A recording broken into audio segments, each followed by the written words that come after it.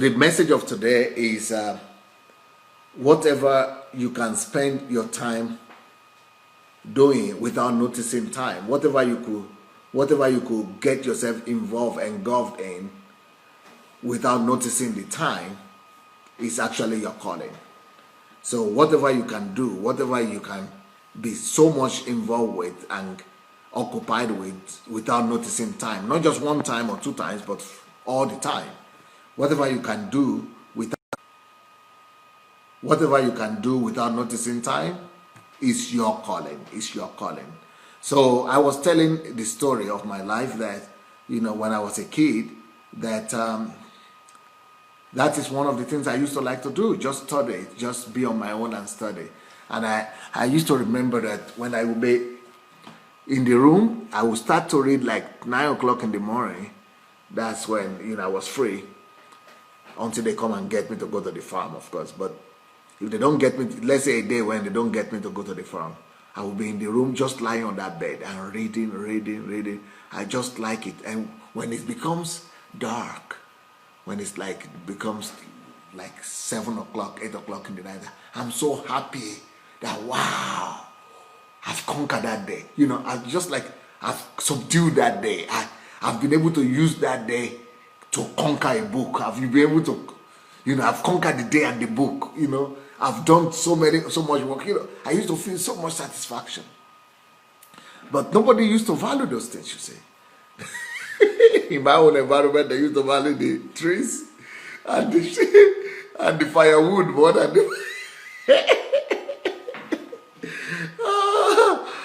the same thing with today. If you have your children they have a topic I had another boy that he used to just like music a lot.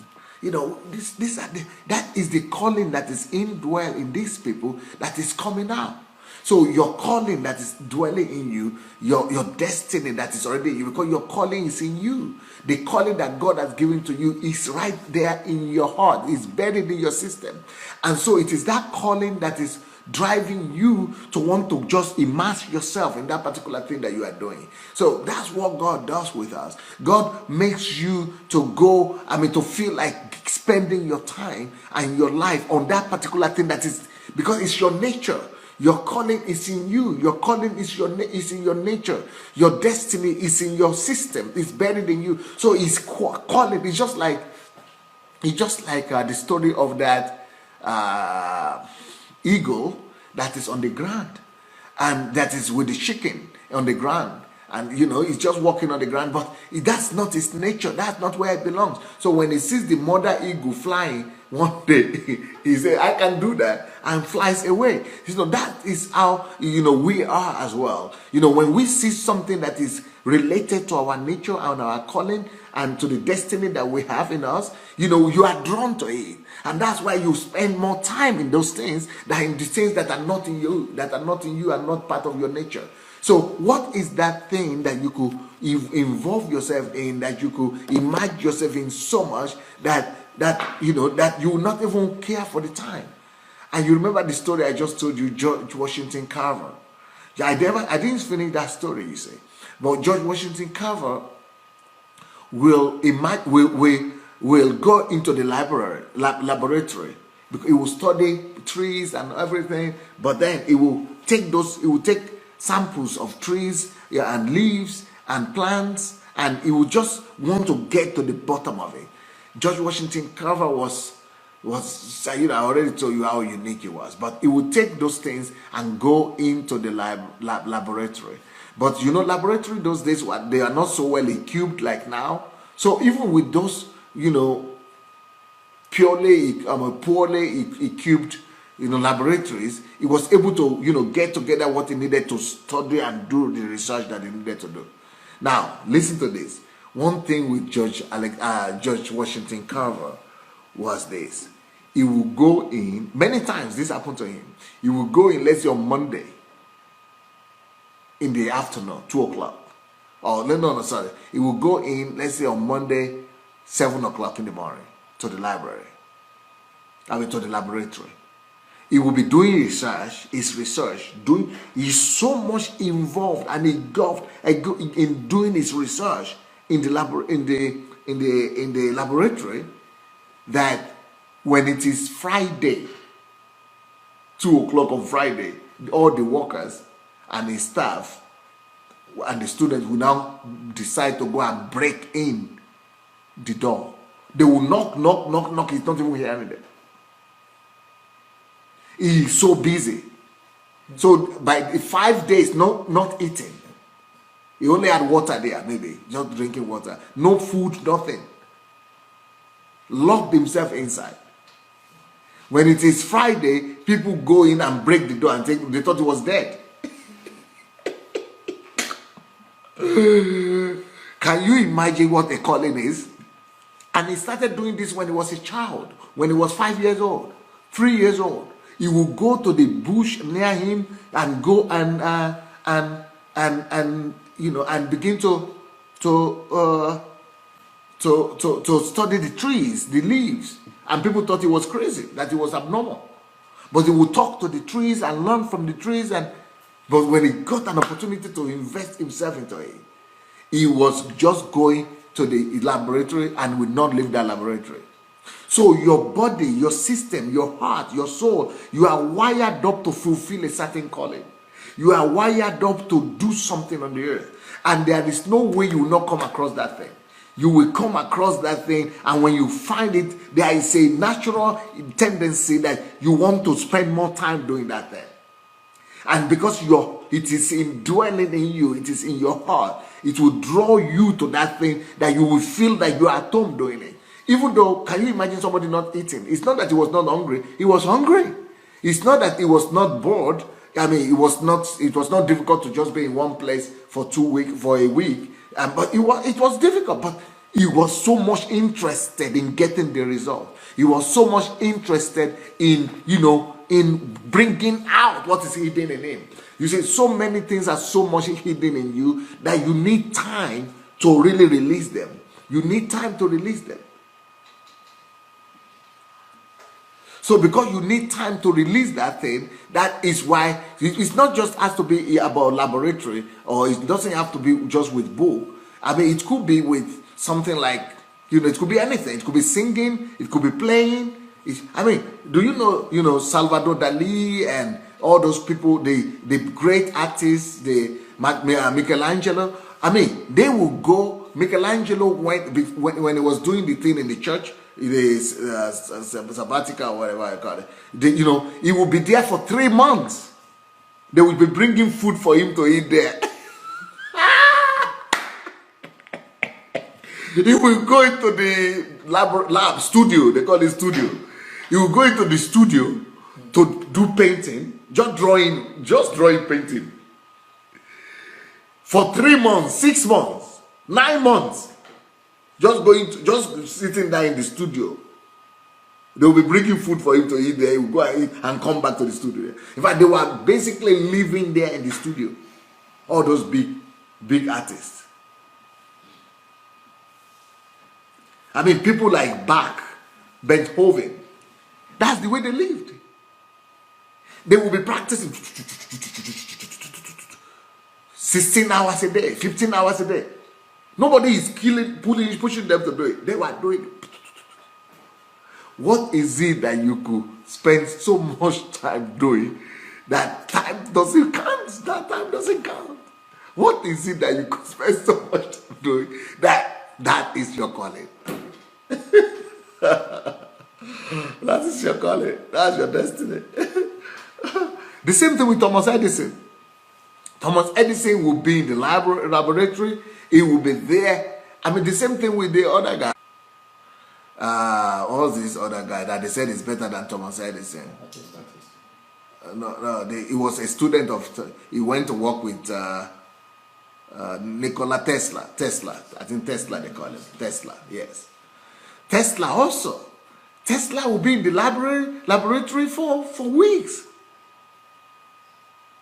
What is it that you could really spend your time on, that you could really, put your head in and just go and do it? Not because you are not suffering. It's not because it's not painful. Because some people tell me, oh, it's because they're enjoying it. No, you don't enjoy pain. Nobody enjoys pain. But you see the value in what you are doing. You see the greater value in what you are doing, so much value that you think it's worthwhile and you are ready to pay the price. It's not going to come easy.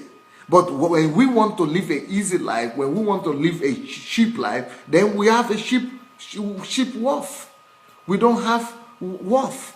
We don't have value. We don't have, any achievement, no accomplishment, because we are living an easy life. So there are some things you should find out in yourself. Ask yourself the question: are there some things that I can fully immerse myself in? Is there anything that I could devote myself to without even caring for how long? If I was supposed to be left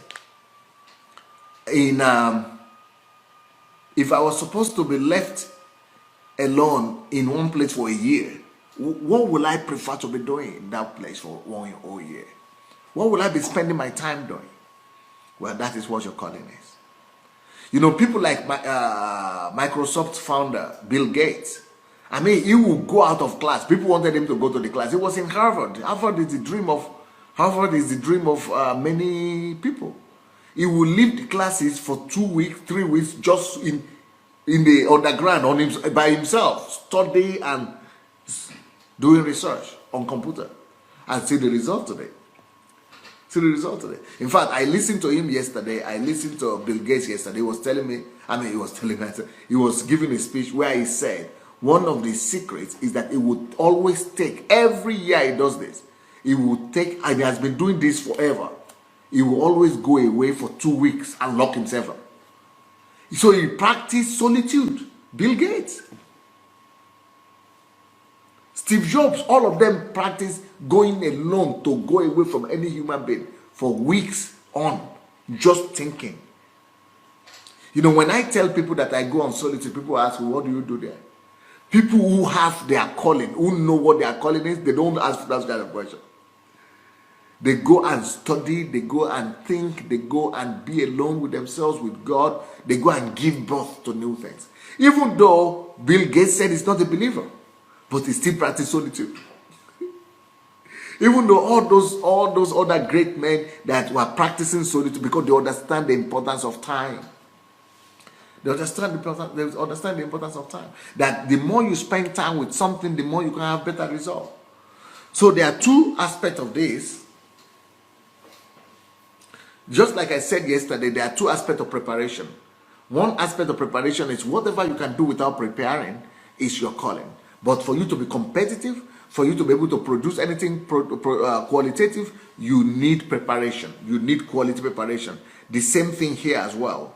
So whatever you can spend time on without thinking, or without, whatever you can, without noticing time, whatever you can do without noticing time is your calling.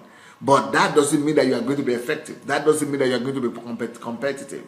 For you to really be competitive, you must work smart. You must not just spend time doing the thing, but you must find the best way to do the thing.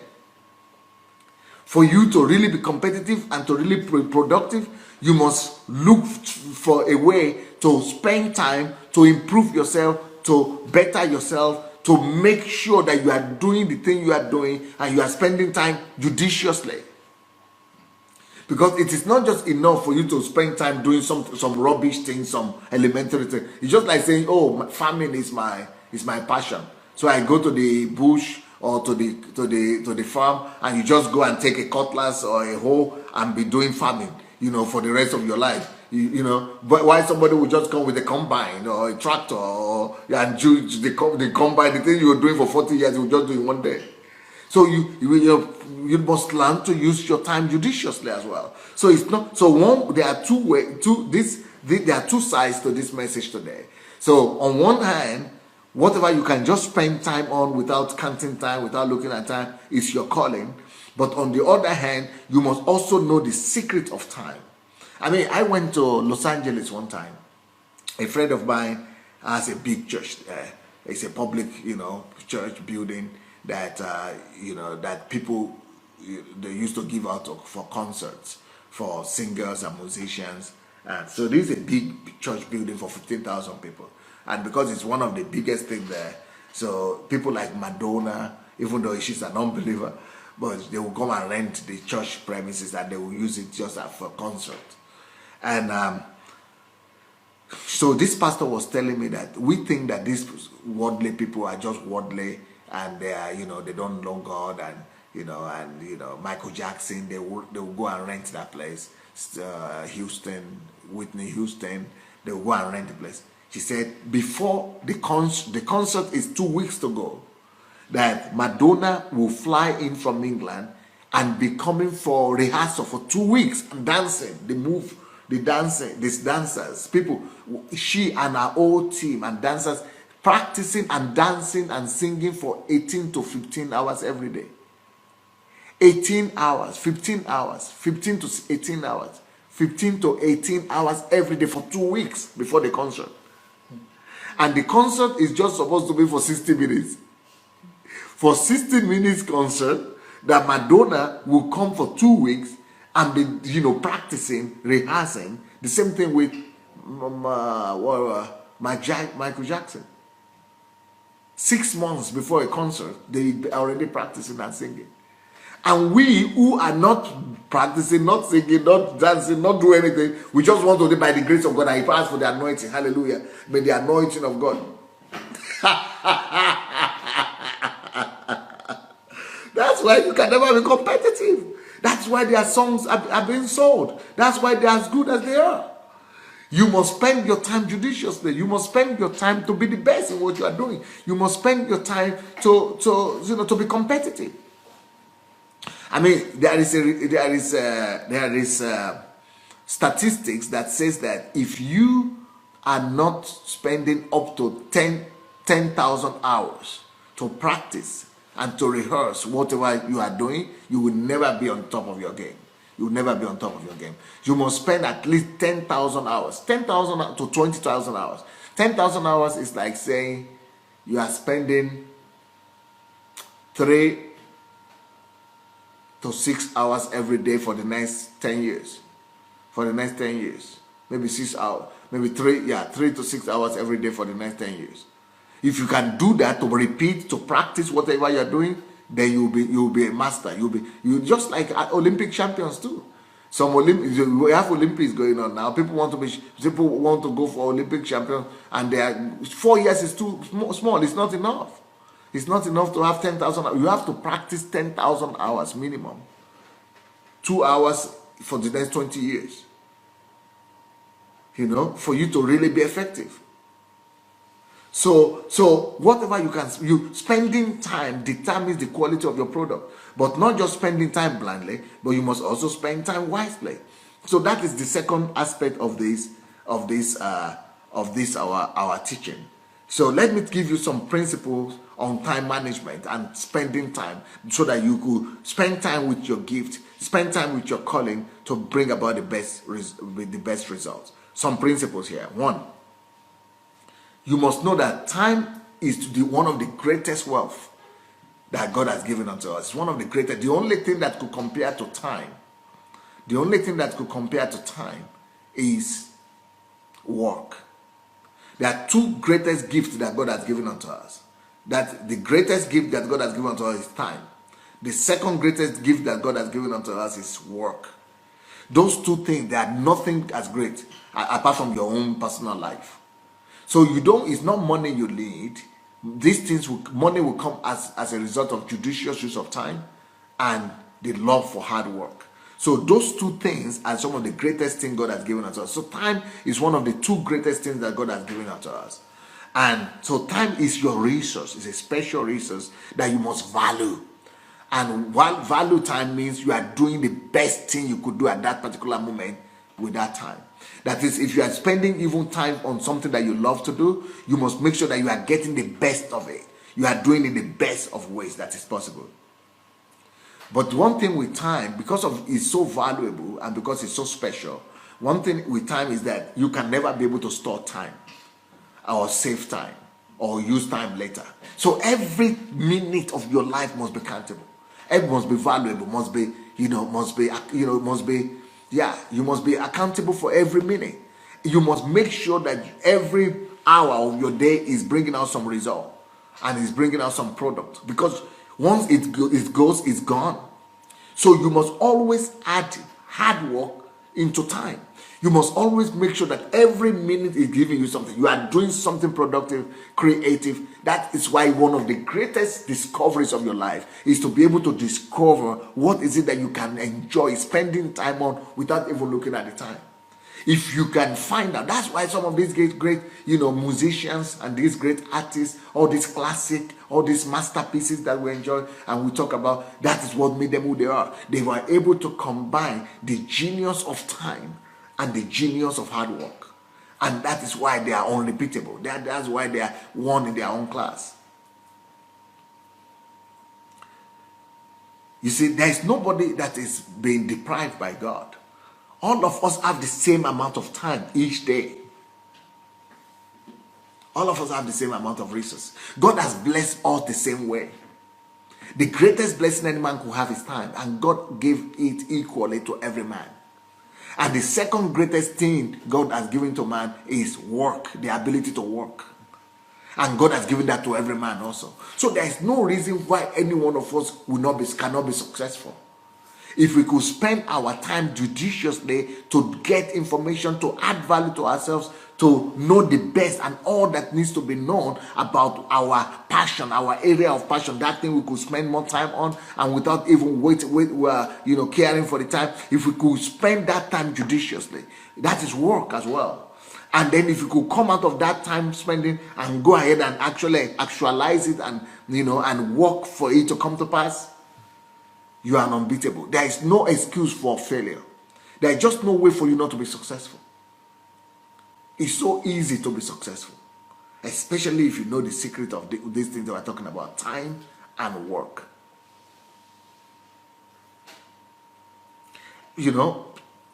Anywhere you go, people complain of not having enough time. But really, you don't need time for any other thing. You only need time for one thing. You only need time for the thing that you know you are created for.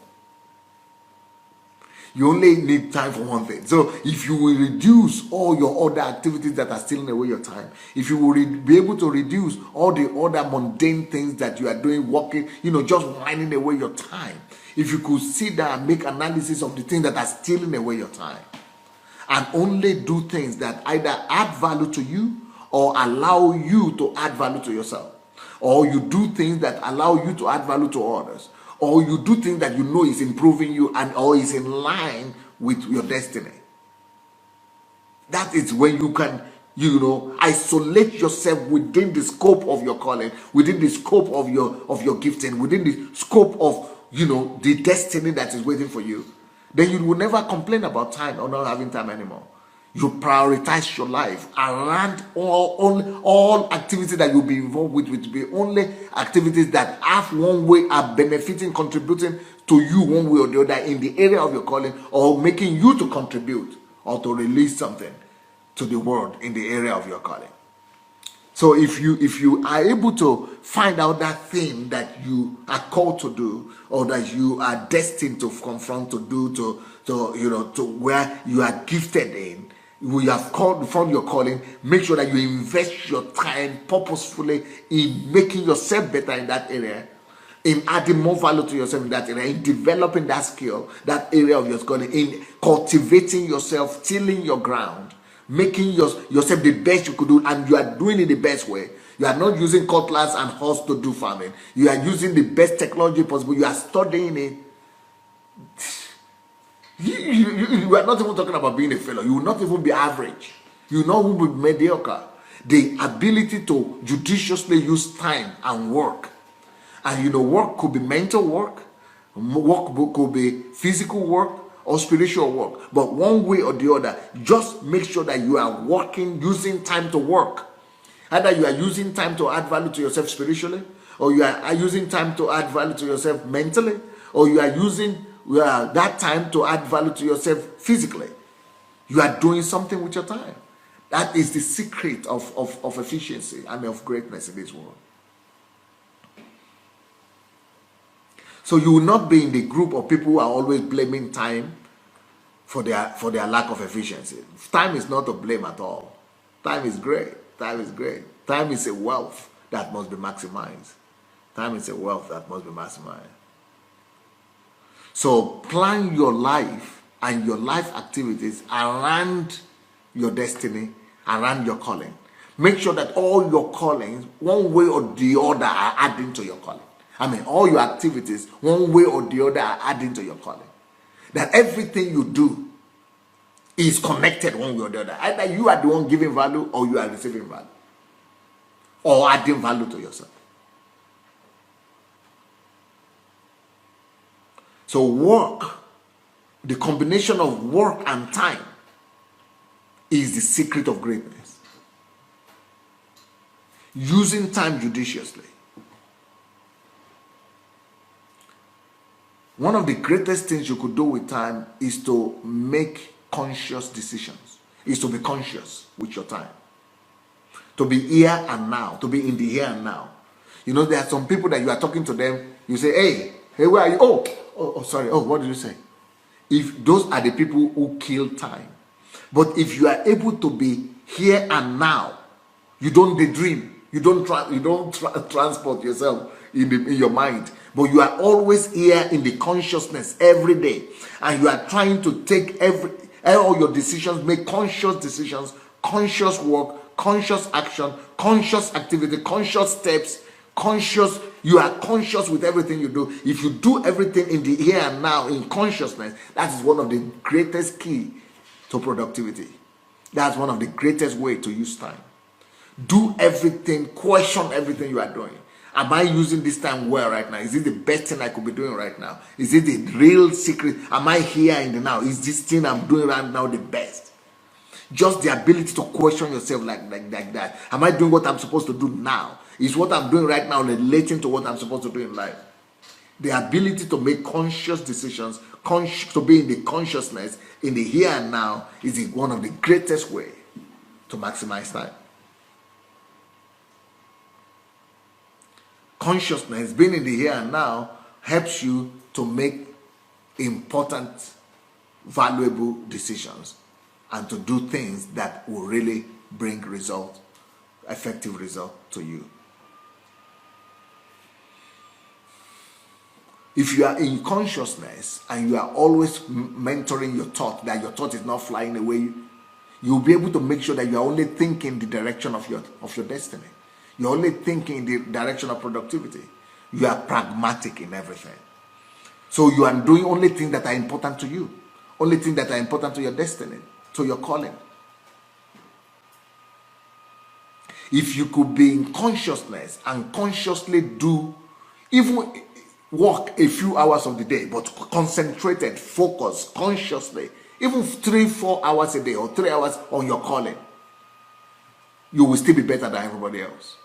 If you will consciously, intentionally be in the here and now and be conscious in whatever you are doing, it will blow your mind. It will blow your mind.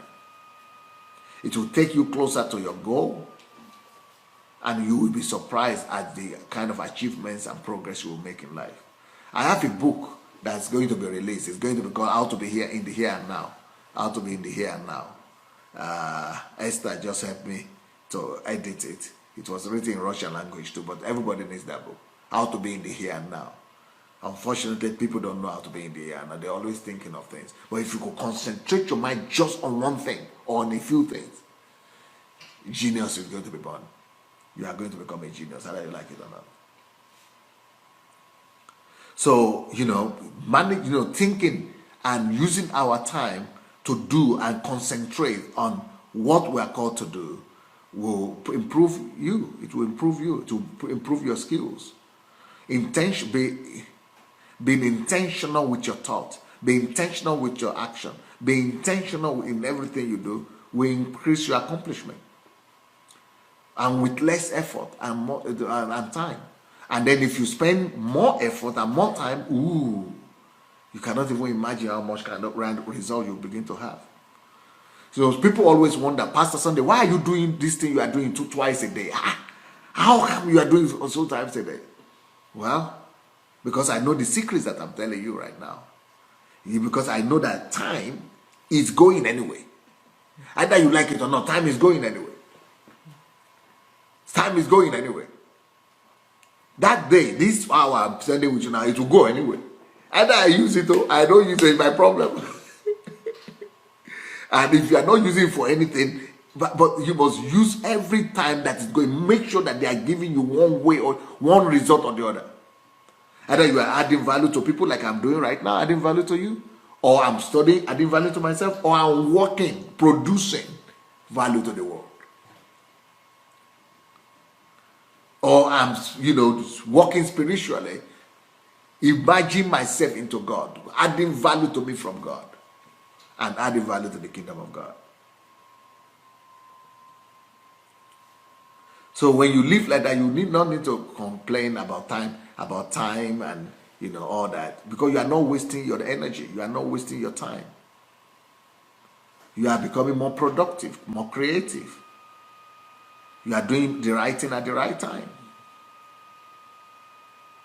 And you are living a more balanced life and a more fulfilled life. But of course, people will be complaining that, oh, you don't want to talk to us, we are your friends, you are not coming. Like, for example, I dropped my telephone. I don't have telephone anymore. I don't use telephone. I have it, but it's with my secretary, with my PA. I don't pick telephone. I talk on Skype, but I don't speak telephone. Because I don't want to be people, I want to do what I need to do. But people will be getting annoyed at you, say, oh, you are not calling, why are you not in touch now? Why are you not chatting? Why are you not doing this? Make sure that you get your priorities right. It's your life. It's your life.